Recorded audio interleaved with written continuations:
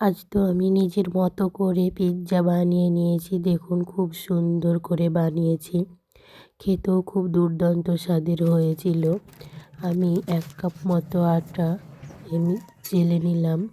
চালা হয়ে গেলে পাউরুটি ছিল অনেকগুলো, তো কী করব তাই ভাবছিলাম, তাই 3টে মতো পাউরুটি আমি টুকরো করে এই আটার মধ্যে দিয়ে দিলাম।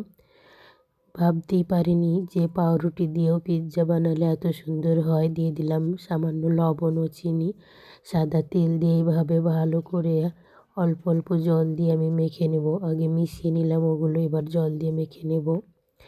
নরম একটা এইভাবে ডো বানিয়ে নেব। দেখুন ডোটা বানানো হয়ে গেছে। এবার আমি উপর থেকে সাদা তেল দিয়ে আধ ঘন্টা মতো রেস্টে রেখে দেব। কড়া বসিয়ে দিয়েছি, সামান্য তেল দিয়ে একটা ডিম অমলেট করে নিলাম। লবণ দিয়ে ফেটিয়ে রেখেছিলাম। অমলেটটা বানানো হয়ে গেল। এবার কড়াটা নামিয়ে নেব। আমি কড়াটা নামিয়ে নিয়েছি। এবার আমি কড়াতে বালু দিয়ে আমি গরম হতে দিলাম। তার মধ্যে পিৎজাটা সাজিয়ে নেব। গরম হতে দিয়ে দিলাম। এবার এই থালটাতে আমি পিৎজা দেবো, সেজন্য তেল দিয়ে দিলাম। এবার পিৎজার সেই ডোটা আমি এইভাবে পুরো থালাতে সাট করে দিলাম হাত দিয়ে চেপে চেপে। এবার আমি ফুটো করে দিলাম একটা চাকুর সাহায্যে।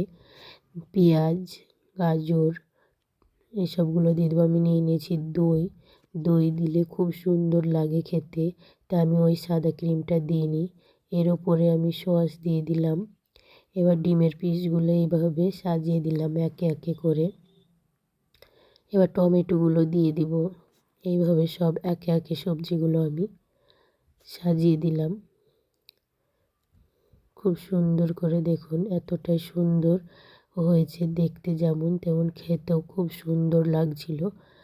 বাচ্চাদের এই সবগুলো খুব পছন্দের, তাই আমি আজকে এটাই বানিয়ে দিলাম। ঘরে কোনো ময়দা ছিল না, সেজন্য পাউরুটি দিয়েই বানিয়ে দিলাম। একটা স্ট্যান্ড দিয়ে দিলাম। তারপরে আমি থালাটা বসিয়ে দিয়ে এবার আমি একটা ঢাকনে দেখুন এইভাবে আটা লাগিয়ে নিয়েছি, তাহলে ভাপটা বেরোবে না, তাড়াতাড়ি হয়ে যাবে। দেখুন খুব সুন্দর করে হয়ে গেছে। এবার আমি কেটে নেব পিস পিস করে। দেখুন কত সুন্দর পিৎজার মতো হয়ে গেছে, দোকানের মতো পারফেক্ট পিৎজা।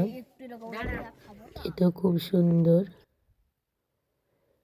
এই দেখুন